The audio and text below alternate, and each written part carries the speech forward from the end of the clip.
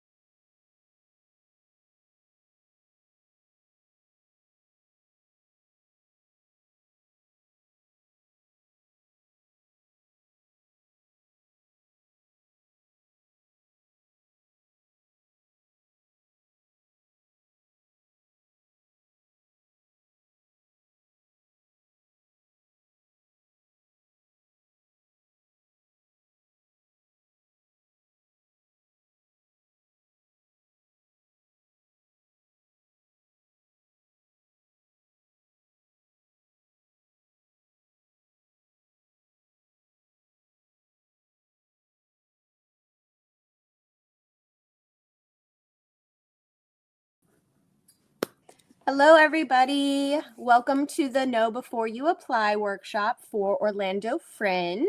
I am Tempestt, the artistic director. I'm Jordan, the associate producer. And thank you so much for being here. You're probably here because you have a lot of questions about how Orlando Fringe works and what you need to do to apply and what you need to do if you get in and how to participate in the festival. So we're going to get started. Again, if you want to put any comments into the chat, we will be able to see them. We will have at the very end a Q&A session, so we will open it up for discussion, but please feel free to ask any questions that it pertains to in that specific slide so you don't forget your question or anything like that. So let's get started. So first of all, what is Fringe? Fringe for Orlando is a 14-day theater, art, music, and entertainment festival. We have been around for 34 years. We are going to be celebrating our 35th anniversary this year. And we are 2 weeks of just live, unique theater experience. We have a visual Fringe component, kids-friendly shows and activities, and it really is just a celebration of independent producing artists. We are the oldest Fringe festival in the U.S. and the largest.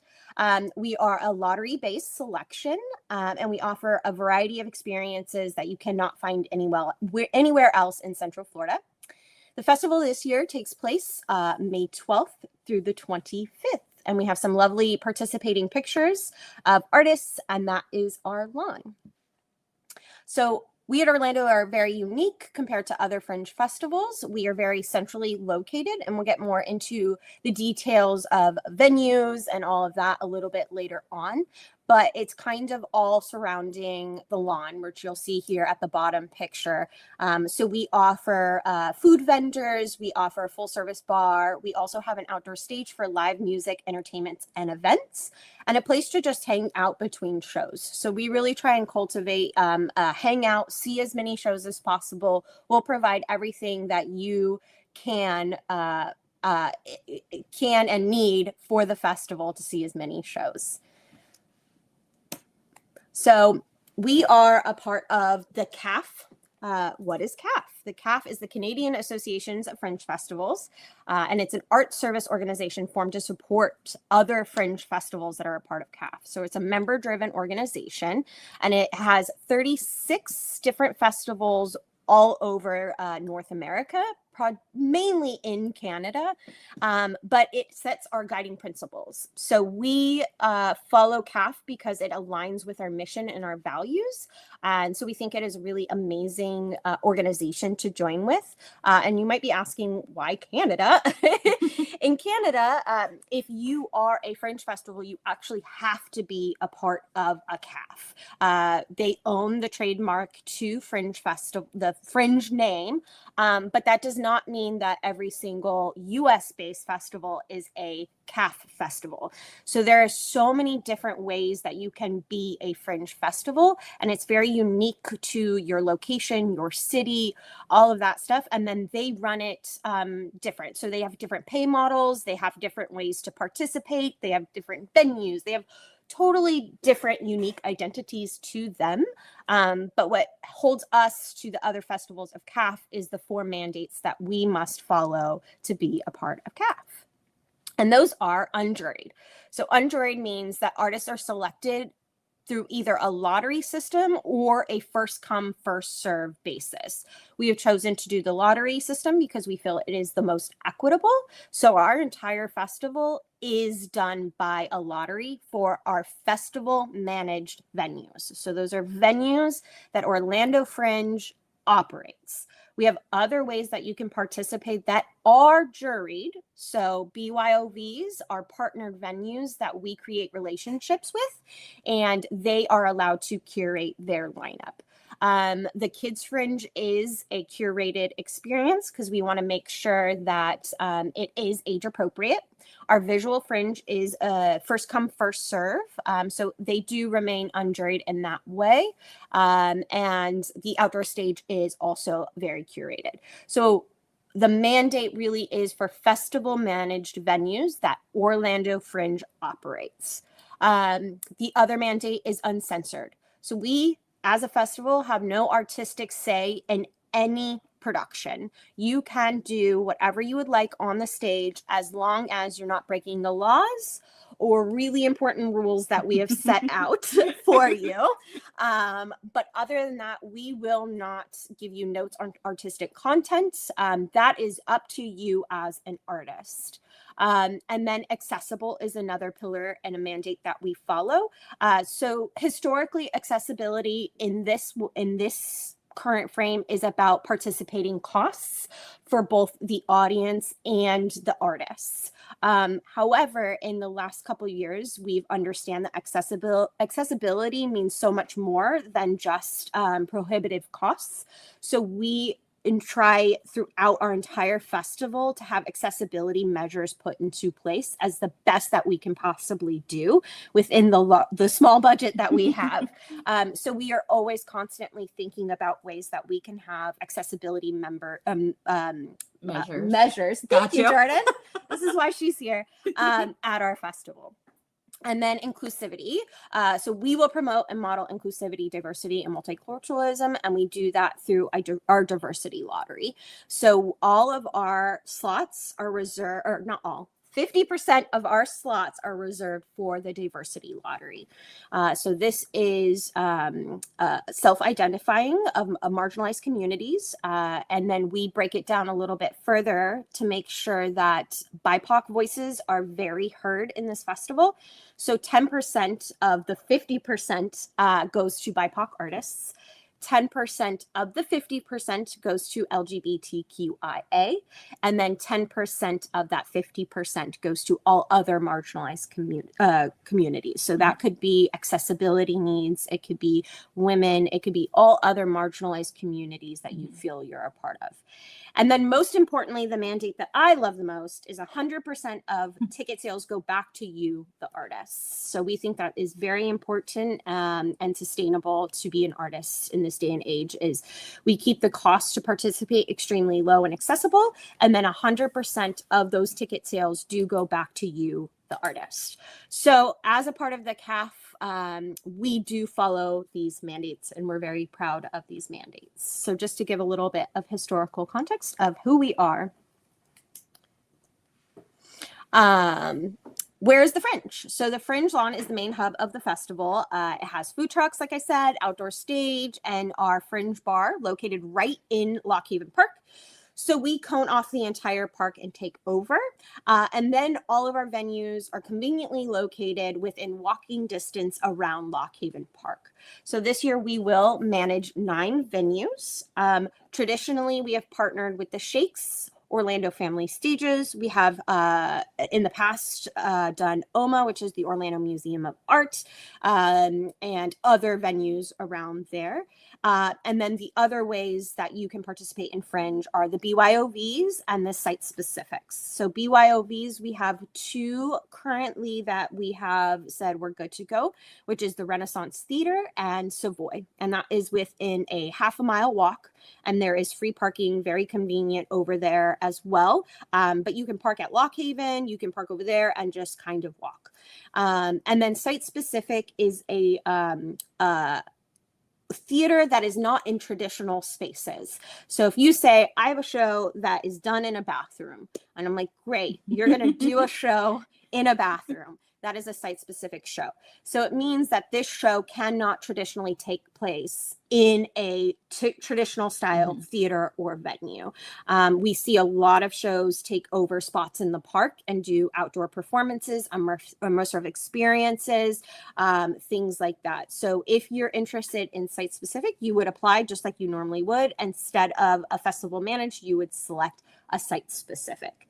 BYOVs open after the lottery happens. So if you did not get into the main lottery, you do have an additional opportunity to apply for the BYOVs.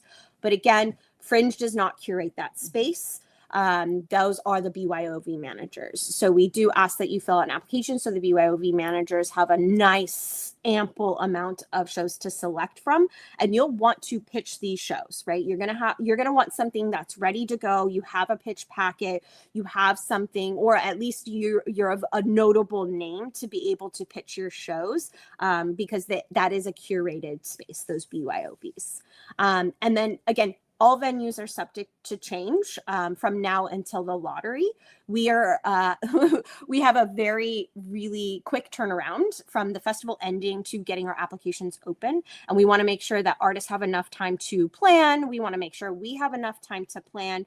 So we year over year, we know our venues and we know our partners, but there are contracts that happen and contract hiccups that happen.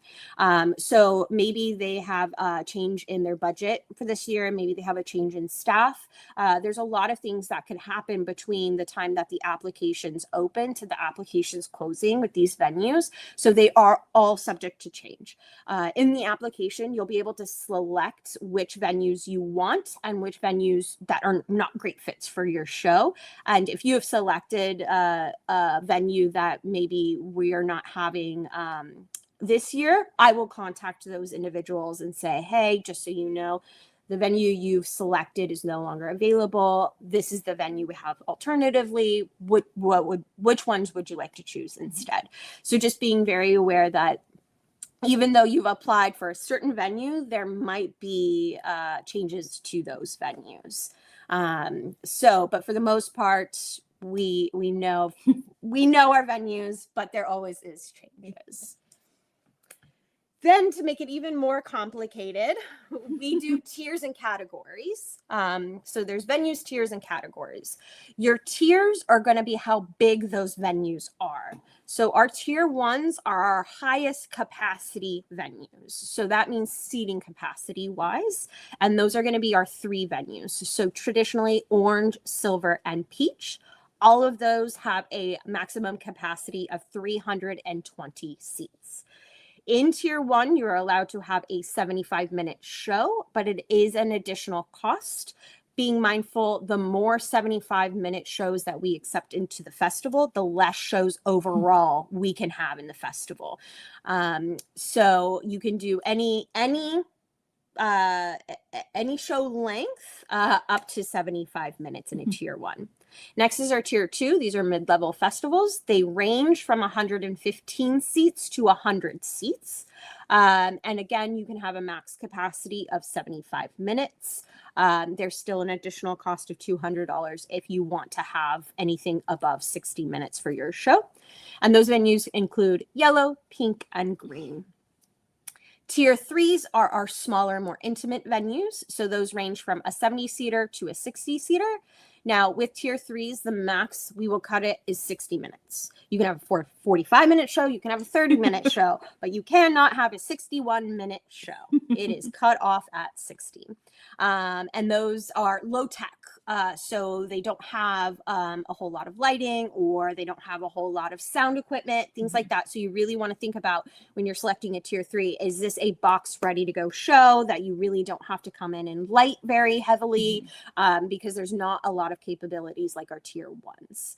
And so those venues are traditionally blue, brown, and scarlet. And then we have categories. Categories are where you actually live. So if you're a local, you're within a 150-mile range of Orlando, where we are in Lock Haven Park. If you are at 155, you would be considered national. National is anything outside of that 150 all over the United States. And then international is going to be international, anything outside of the United States. Why we say you have to choose whether you're local, national, or international. We do break down the lottery. So in the general, after the diversity lottery gets pulled, and then we have our general lottery, 25 of those spots are going to go to the international folks. 25 of those spots are going to go to the national folks, and 50 are reserved for our local artists. So we want to make sure that we are representing across the spectrum, and we want to definitely make sure that our local artists are getting a little bit more opportunities, because we know we have a lot of them. So again, we have our tiers, which is based off of seating capacity, and then we have our categories, which is based off of your location. So when you go in and actually do the application, it will ask you, what is your category? And you will self-identify, very local, national, or international. And then you will select your tier. Once you select your tier, all of those venues will come up, and you will say, I want orange, but I don't want silver, or I want silver peach, but I don't want orange. Or you could say, any of these spaces work for me. That's great. Just being aware that if you are drawn very last or very late in the in the lottery, there might not be orange available, and you selected orange and you're like, I can only do orange. That might place you on the wait list. I mean, don't be concerned. We usually pull quite a bit from the wait list. That's why we pull a significant amount of artists. But if you want orange and you're dead set on orange and you get pulled last, there might be 15 other artists who have also selected orange, so that you will have to make some tough decisions. And I will give you all of that information. I will never say, hey, you got to do silver. I'll say, hey, the only venue we have is silver. Or maybe you've selected, I want to do 7 shows in orange, and I only have 5 spots available. So you kind of have to weigh those pros and cons of what you're willing to kind of concede on in that way. So how many CAF slots for Orlando this year? So CAF does their own lottery. All of the festivals are asked if they want to do CAF participating for touring artists, because believe it or not, there are a bunch of artists that do this for a living. They tour CAF festivals throughout the summer, one after the other, and all of the festivals are very strategic on how we kind of scheduled our festivals, so you can make a tour route with your show. So the CAF opens their touring artist lottery, and what that does is gives an opportunity to select multiple festivals and one lottery. So if you get into the CAF touring lottery, you could have a minimum of 3 festivals you already have gotten into, which is great. So we have selected 3 of our spots to be CAF lottery acceptant. So it's just 3. It's 1 American, 1 international outside of Canada, and 1 Canadian. So there will be 3 spots already taken from the lottery. Additionally, Fringers of the Future is a program that we do. It is to give high school level kids an opportunity to participate at Fringe, just like a normal artist, for free. Their production costs are covered by Orlando Fringe. We help them with a mentorship program. We help them with marketing money, things like that. And they do get into the regular festival. So there is 3 spots already reserved for our Fringers of the Future program as well. So we do kind of already have some things that are already reserved for our lottery. Janine asks, can you see what the acronym CAF stands for? Of course, Canadian Association of Fringe Festivals. CAFF. Thank you. Yeah.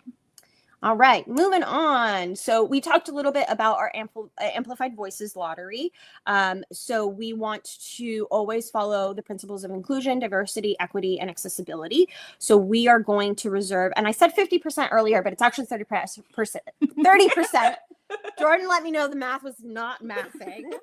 So it's 30% are for marginalized communities. Again, it is self-identifying.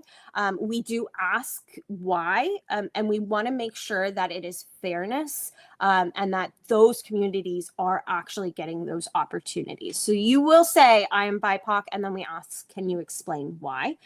We just want to make sure it is completely fair for those communities. So in the application, it will ask you, are you applying for the Amplified Voices? You say yes. You will select either BIPOC, LGBTQIA, or other, and then it will prompt you to say, why are you a part of this marginalized community? So that is our Amplified Voices. And that lottery happens before our main lottery.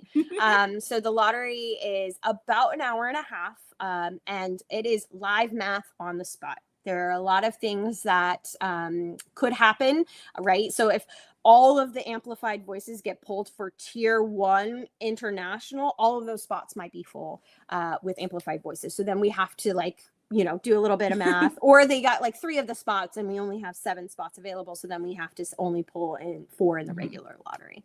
But that does happen before the general lottery. So we know how many spots to pull for the general lottery. What's the cost? So it is dependent on how many shows you select and what tier you select. All of the costs are in USD, so that's United States dollar.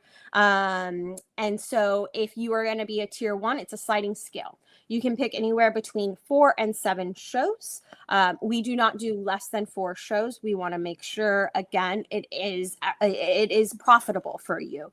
Anything less than 3 shows, you're not going to be able to make the production fees and the cost that goes into it. So it is a sliding scale based off of 4, 5, 6, or 7. And again, this is all on our website, and I will put the URL in there so you can look at this at your own time to see what you can afford, how many shows, what are your show tech requirements, all of that good stuff. And then tier 2, obviously ranging anywhere between $650 and $1,050, and then tier 3s are ranging from $525 to $775. Again, if you are doing a show that is over 60 minutes in a tier 1 or a tier 2, there's an additional cost of $200 on top of your production fee. We will do the lottery on December 8th at 6 p.m. After the lottery happens, me and Jordan then go in and do the puzzle that is placing you into your venues. That takes about a week and a half to 2 weeks to be able to place everybody, move everyone around, communicate if hey, I couldn't find you that venue. Do you want to do this one? So there is a lot of work that goes into it. So it takes about 2 weeks for offers to go out. Once offers go out and you have gotten the official offer, you have 72 hours to pay your production fee and secure your spot. And that may seem harsh, but we have to get the ball rolling as soon as possible. Once you pay your production fee and get into our events management system, there are things that are due to me that I need in order to make the schedule to get back to you in a time that makes sure you can plan the rest of it.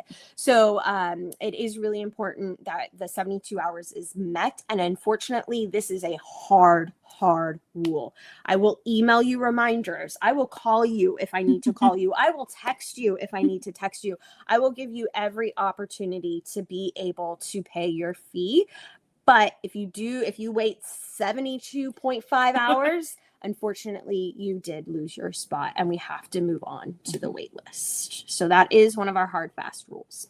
Janine said, by the way, the chart is not accessible. It's in a PDF and I couldn't read it. I had to get a sighted person to read it. I will make it into a Word document so that way it is an actual table for you, because you're right, it is a PDF. All right. So we're in this together, right? So there's some things that a Fringe provides and there are some things that you need to provide, but really we are trying to do this together. So there's going to be some things that we need to do together. All tides rise all boats. I think that's the saying, right?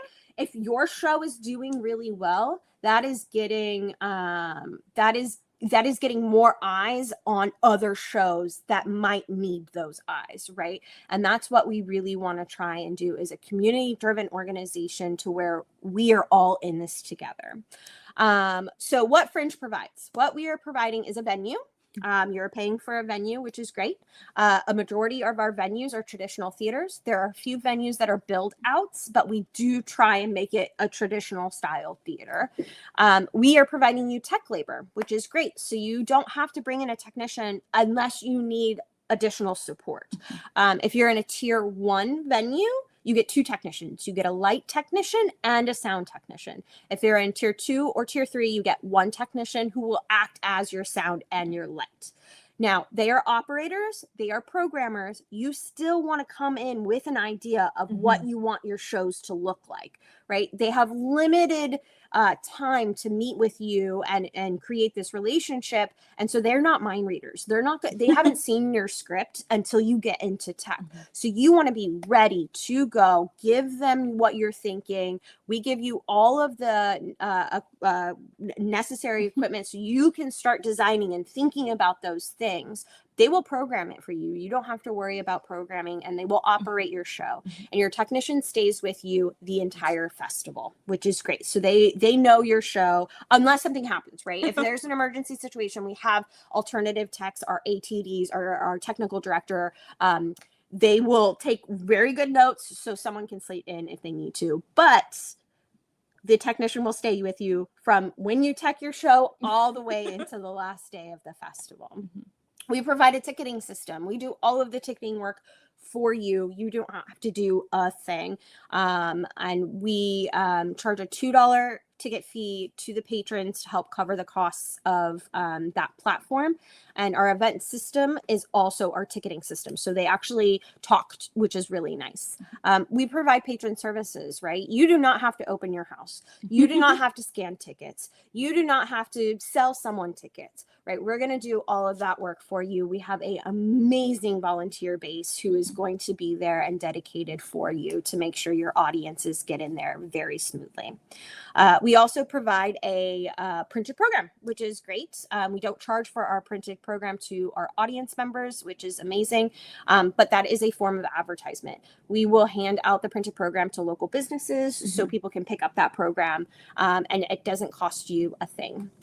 We will also provide festival marketing. Now, again, this is festival marketing. We are trying to market the entirety of this festival. We will not market your individual shows. That is on you. That is something that you need to take initiative on, and we will give you resources. We have 2 marketing workshops on like how to market your show specifically at this festival. How do you market your show to the bigger audiences to get people in? And so that is on you. We will take care of getting the people, but then you have to get the people to your actual show. We also provide artist resources and workshops. So we do about 7 or 8 different workshops throughout the year, and we guide you through the entire process. None of your questions are going to go unanswered. We will make sure to hold your hand, whether you are brand new, never ever produced anything in theater before, or this is your 100th time, but you've never done a Fringe before. We will make sure that you are successful in what you find to be success. So we will provide those. And then a central community hub, right? We are providing all of those things on the lawn to keep audiences there as long as humanly possible. We're providing drinks, we're providing food, we're providing a hangout spot, we're providing entertainment on the outdoor stage. So we're really providing that community for you to take advantage of. What you're going to provide, I hope you are providing a show. And if you're not, and you just want to stand on that stage, again, we are uncensored. You can do that if you want, but at least bring something, I hope. You're providing the production fees. So, right, you're paying those production fees. You are providing royalty and licensing fees. This is very important. You are an individual producer, right? You are getting paid $10.99. You're not an employee of this festival. It is on you to do your due diligence to pay the correct people royalty and licensing fees. If you are found to be in jeopardy, if you've done some copywriting and someone reaches out to me, I will say, here's that producer's email. Please talk with them. We do hold license for ASCAP and BMI, but that doesn't cover a lot. What it covers is your house music, right? If audiences are walking in and that you have overhead music, that's what it's covering. It's covering if we're playing music at a DJ event. It's covering those kinds of things. It is not covering you just straight up ripping someone else's music, right? You have to pay licensing and royalty fees. You're providing set and costumes. Again, they're not mandatory. You don't need a set. You don't need costumes. This is really trunk theater, right? So you're thinking minimal as possible. You might only have 10 minutes to load in your show in the day. You do not want to bring a huge set that you have to set up. So, really think about what that setup is. What can you take away without, the integrity of the show going away, but think smaller. And then costumes as well. You're providing those. Other production costs. So we are not paying your director. We are not paying your artists. We are not, if you want a lighting designer, that is an additional thing that you have to take on. And again, show specific marketing. You're not paying for that. There are opportunities that we will give you, and we'll give you all of the resources, all of the tools, all of the things to market your show, but that is on you to market your individual show. Artist payment. We are not providing individual artist payment. That is optional for you. And I say optional because it might be that you're doing this a part of some sort of project or something like that. I would advise you pay your artists. They're working just as hard. They're going to be here the 14 days. So I would suggest paying them. You can pay them in a bunch of different ways. There's profit sharing models. There's flat stipends. There's all kinds of ways that you can pay your artists, but that is on you to pay your artists. And then supplementary support like stage managers. That is on you if you want to bring a stage manager. This festival does not require a stage manager. Your technician will act as operator and stage manager, as long as you're providing them with an excellent prompt book with so many good notes, highlighted, color coordinated.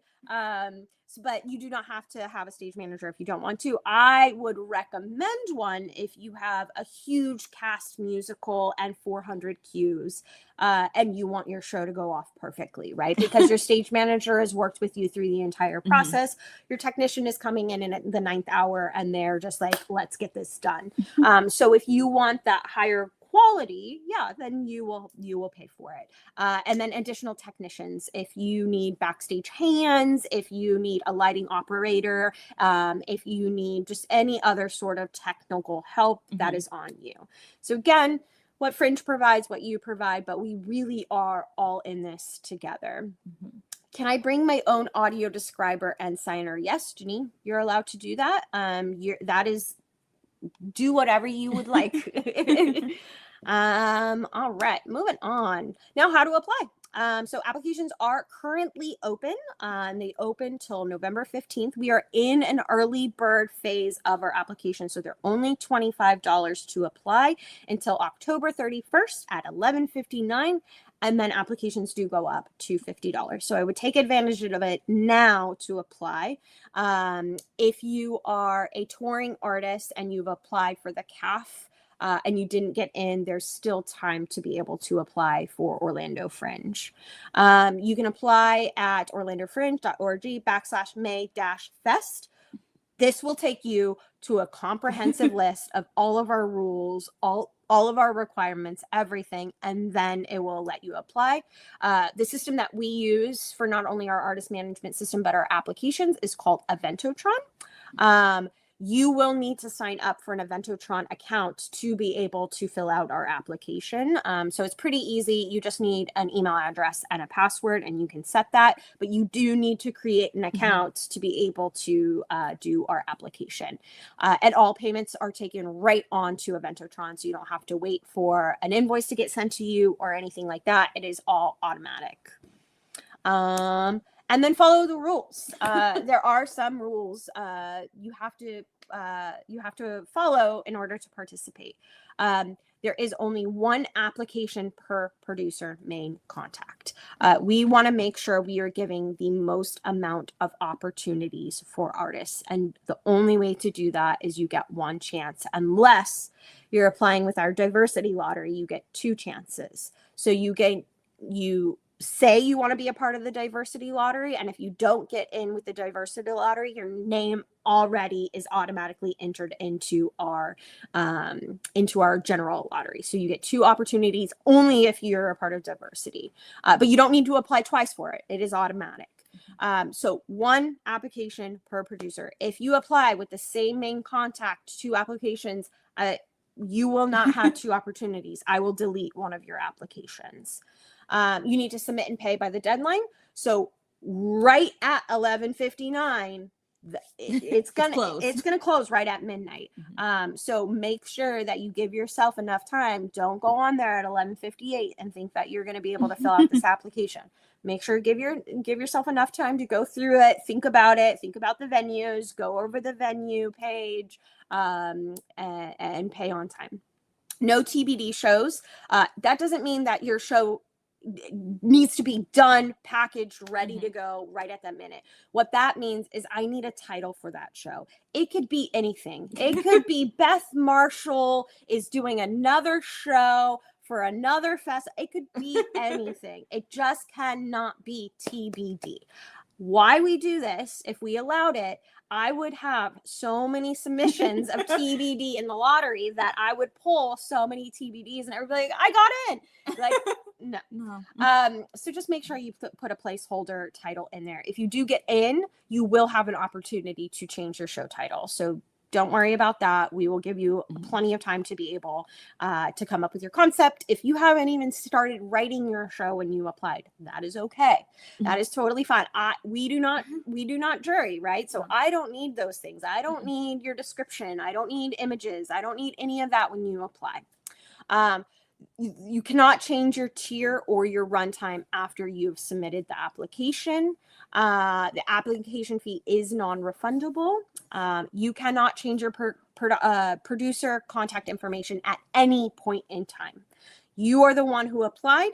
You cannot sell your slot. You cannot give your slot away. You cannot change who the producer is. Who applied at the time of the application is the person who is the main contact, and they are the only person I am going to contact when it comes to your show. Why we do this is there is probably over 150 different artists that I have to communicate to for 6 months straight. I don't know who's on your team. I don't know if there are team changes. I don't know any of that. So I'm going to send you, the producer, all of the information that you need to then send out to your team. If someone contacts me and say, hi, I'm so-and-so from this, I want to make a change. Nope, go through your producer. That contact information cannot change after the applications. That's it. A code of conduct must be signed by all participating artists in the festival. That is, every single team member that you are working with must have a code of conduct signed before you can get on site and doing your show. It is very important. We take them very seriously. We want to make sure that every single person feels as safe as humanly possible on the grounds of the festival. And for us, you have to sign a code of conduct. And then also apply to the correct category, right? Know if you're local, national, or international, we will reach out to you. If your address is different in your contacts versus what you said on the application, I'm gonna catch you.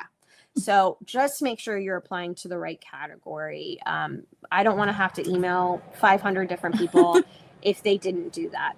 All right. And there are more rules if you go to, again, orlandofringe.org/May-Fest. And if you want to be able to dive deep into the rules, make sure you understand them, read them at your own time, go there. I applied. What's next? The lottery. The lottery is going to happen December 8th, 2025 at 6 p.m. Again, this is just a breakdown of how we kind of pull the lottery. So 30% right off the top, 30% gets pulled for amplified voices, 10% reserved for BIPOC, 10% reserved for LGBTQIA, 10% is going to be reserved for all other marginalized. And then 50% local, 25% national, 25% international. Important due dates. It is really important that you, these are just very simple due dates. Once you get into the festival, you're going to have rolling due dates throughout the entire process. We will guide you through. We will make sure you get updates. We will make sure that you get all the information you need, but you need to do your due diligence. There are due dates that have impact on us, whether we can get the printed program in time. If you do not get me your image in time, you might not be a part of the printed program. So you just have to weigh the pros and cons of missing those deadlines. They do impact things. If you don't get me the conflicts in time, I can't even start on the schedule until I have everybody's conflicts. So really, really understand those due dates, really be due diligent. If you need sticky notes, if you need mobile reminders, right? Mm-hmm. I will literally email you. I will talk you through on the phone, whatever you need to be successful, but I do need you to get them in on time. So important dates to think about right now in this moment. Lottery the applications are open now. They opened on September 1 and they will close November 15th at 5 p.m. That's 5 p.m. They are closed. Right away. They are done. There won't be any hidden enter after that point. The lottery draw will be Monday, December 8th at 6 p.m. It will be both in person if you want to join us or virtual. We will live stream the entire thing so you'll know. At least by the next day, we will post the results of the entire lottery as well. BYOV applications will open Tuesday, December 12th. So you will know whether or not you got into the festival and if you want to apply for a BYOV. The nice thing is if you apply to the festival, you paid your application fee, you didn't get in, you do not need to pay another application fee to apply for a BYOV. Those are free applications, another opportunity for you to participate. BYOV applications close on January 2nd, again, right at 5 p.m. And then tech rehearsals. This is something really important to keep in mind. Yes, the festival does run the 12th through the 25th, but you want to be here before because you're going to have a tech rehearsal before the festival even opens. So starting on Saturday, May 9th, we will start teching for those local groups. And then starting on May 11th, we will start teching for national. And then we try and push the international as close to the festival as we possibly can. Again, if we will reach out to you, you will have the opportunity to put conflicts in. If you have a wedding, if you have anything like that, we will do our absolute best to accommodate those. We can't guarantee accommodations though, because that is 150 people trying to accommodate things, but we will always talk to you about alternatives, how we can come up with solutions, things like that. And then performances are going to happen the 13th through the 25th. So on the 13th is regular shows are scheduled all the way until the 24th. 25th is reserved for our patrons pick. What patrons pick is that it is a day of shows that is based off of the ticket sales for the top 2 selling shows in each venue. What this means, if you are in those top 2, you get an additional show on the 25th for free. We will reach out to you if you win patrons pick. We will get you scheduled. We'll get you in the ticketing system. But if you do feel like you are a national or international, and that is something, a goal that you want to have, make sure you're booking your flights after patrons pick day. And now we're open for Q&As. You can just type in the chat if you have any sort of Q&As that I missed anything. And if you don't, but something sparks later, you can reach out to myself. I am Tempestt, TEMPESTT at orlandofringe.org. I will put it in the chat. And this is Jordan. JORDAN at orlandofringe.org. If you, for some reason, can't get a hold of me, message her. You can I copy her on every single email I send to any artist, so she is looped into anything. So definitely contact us if after the fact you think of questions, if not right now. So I'm going to put my email in the chat.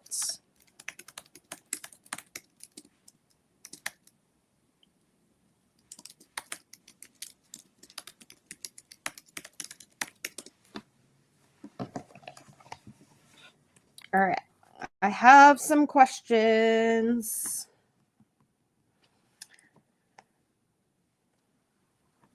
How long after the festival do artists get paid? Great question. So we do say that 10 days is our limit, but we try and get everyone paid on Patrons Pick Day. If you do not get selected for Patrons Pick, more than likely we will start processing those payments.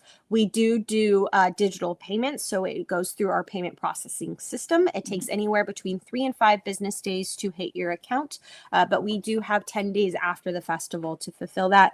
There's a lot of numbers that we have to crunch, and so we want to make sure the numbers are right the first time. We go through a million checks before we cut those checks. Definitely 10 days, but more than likely before that. Janine asked, what about billing? Can you explain billet? I don't know if you meant billeting. Billeting is a program that we offer for our national and our international folks.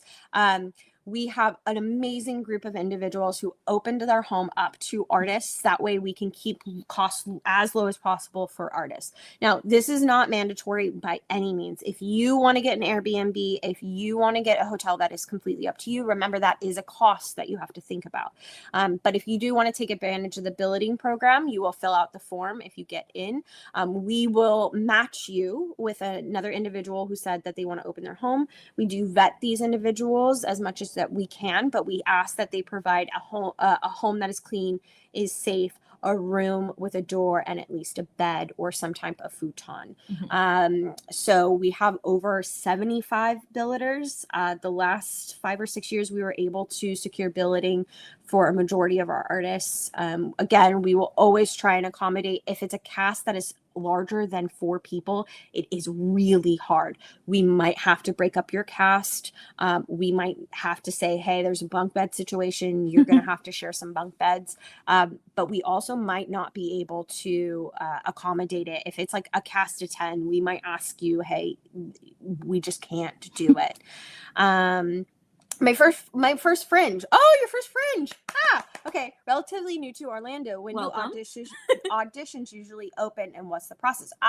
So we do a thing called unified audition. So if you want to, if you're a producer and you're looking for a cast, or you're an actor looking to get involved in a Fringe show, we will open it up to the unified auditions. These are fast, quick, and dirty auditions.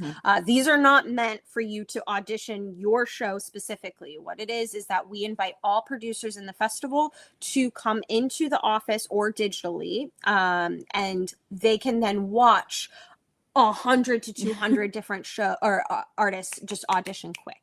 We require that the artists come in ready with 1 dramatic monologue, 1 comedic monologue, singing if they sing, and any other thing that they want to showcase. They get 5 minutes.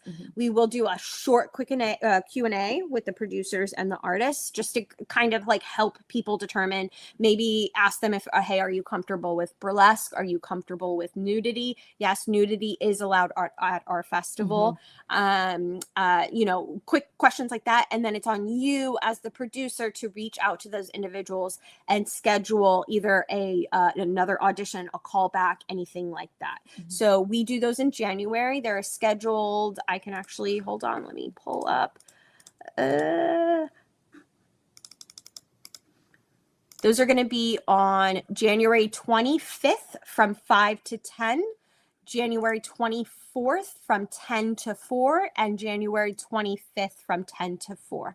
We will send all of this out. We will send it out for the producers. They'll get an email to sign up. We will also send it out to the general Orlando community. We do accept filmed as well. If someone can't make it in person, we know it's very challenging sometimes. So we will accept films. We'll put it all in a drive for the producer so they can look over those as well. And then we ask them to provide a headshot and a resume digitally. So you'll have access to those digital files throughout the entire process. So if you need to recast or like something happens, you can go back into that drive and see if there's anyone. And we will actually film the unified auditions and put those in the drive as well. So you can reference those back. So yeah, that's the audition process. If you want to go for unified, again, there's always Facebook groups that you can get involved in, do Orlando networking, theater networking, things like that. People will just post their individual shows and say, I'm holding general auditions for this show. It's a part of Fringe. So I would definitely search on Facebook for those groups. I don't know them all off the top of my head, but Orlando Networking or Orlando Theater or Orlando Artists, any of those artists are going to utilize to be able to do promo for their auditions as well. So there's a bunch of resources on there. I have another question. Do artists get to select their schedule? No. You will submit your conflicts to me. You get up to 2 conflicts and 1 tech conflict. And then I will go back and work with Jordan to do the schedule. We will give you as many possibly good times and bad times, right? This is a 14-day festival. We run Monday through Friday from roughly 5 p.m. It could be a little bit earlier than that, but we like to start at 5 all the way up until midnight. And then on Saturday and Sunday, we start as early as 11 a.m. and go to 12 midnight. So you will get peak times, off peak times, weekend, weekday. We will do, everyone has a fair shot and we will schedule that for you. We traditionally get the schedules out at the end of March. So that is our big due date to get the schedules out to you so you can start promoting.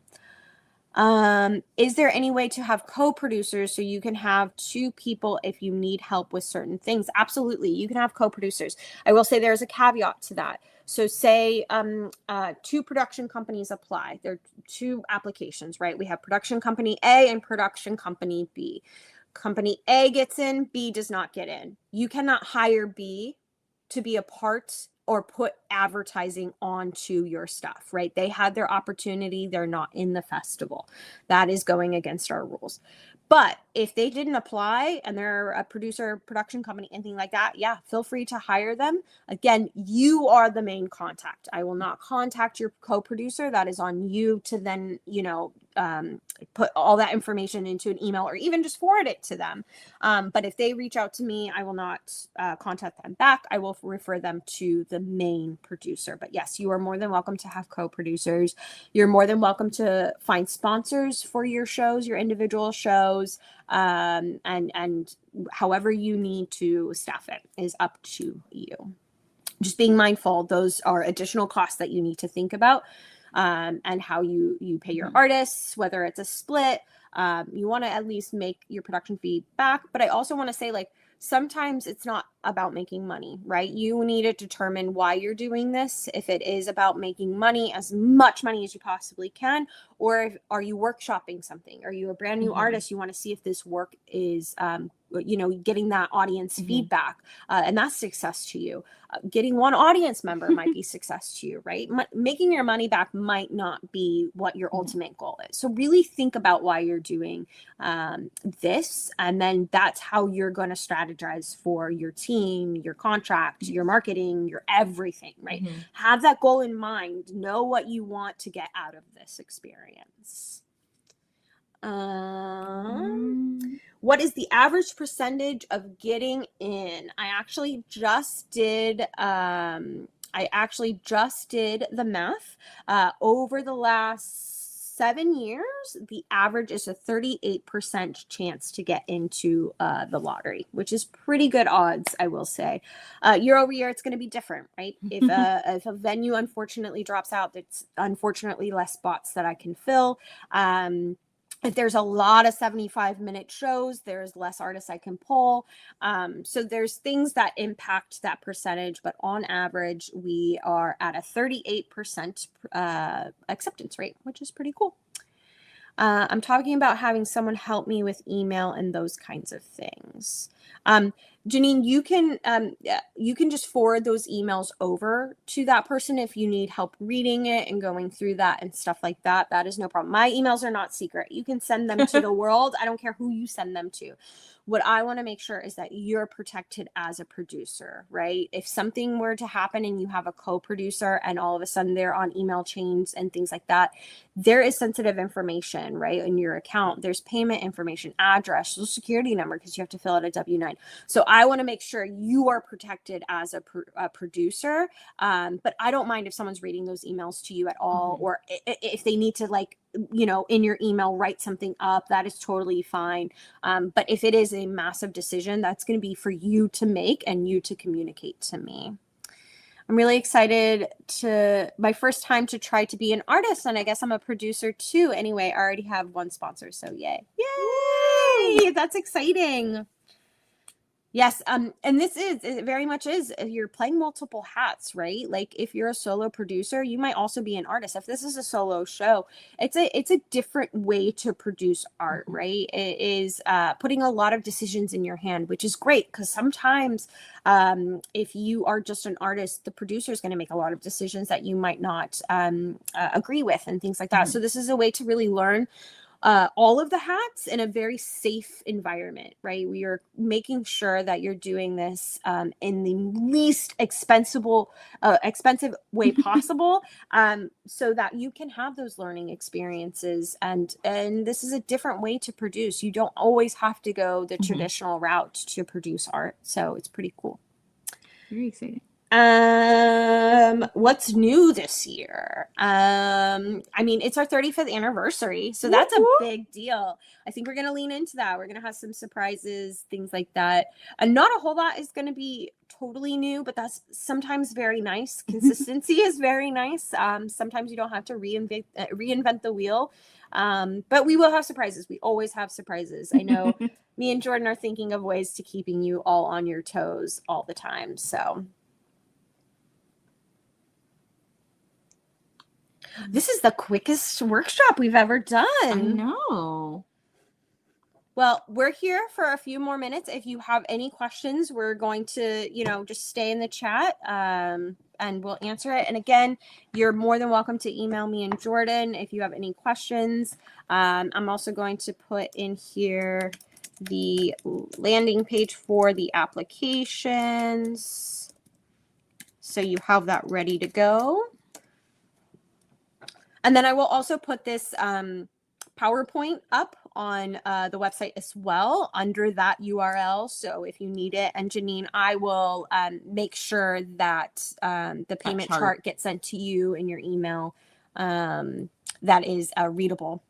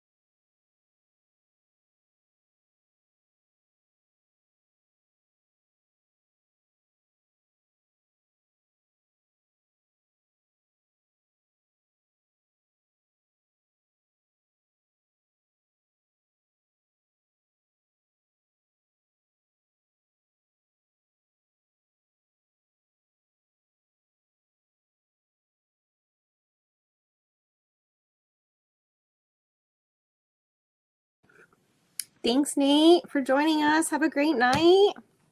Oh, okay. Janine has a question. Can you do a show and a site specific? Because we had to talk to you about site specific.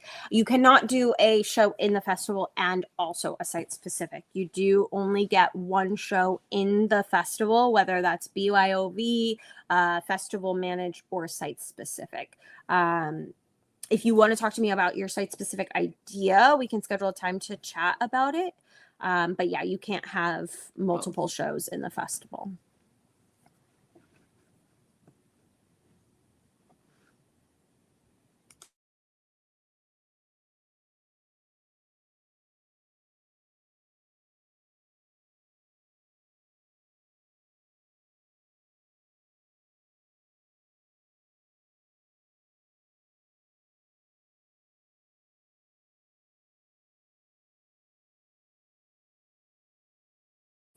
Thanks, Alyssa. Have a great night. Bye.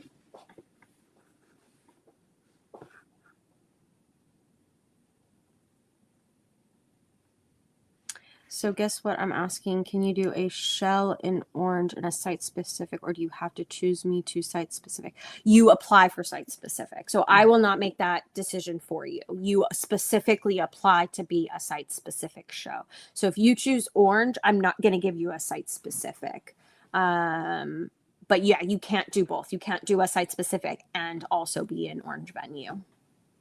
But if you're an artist, right, if you're producing a show, you're allowed to participate in the festival as an artist for other shows. So like you can participate at the festival in multiple ways, but you can only produce one show.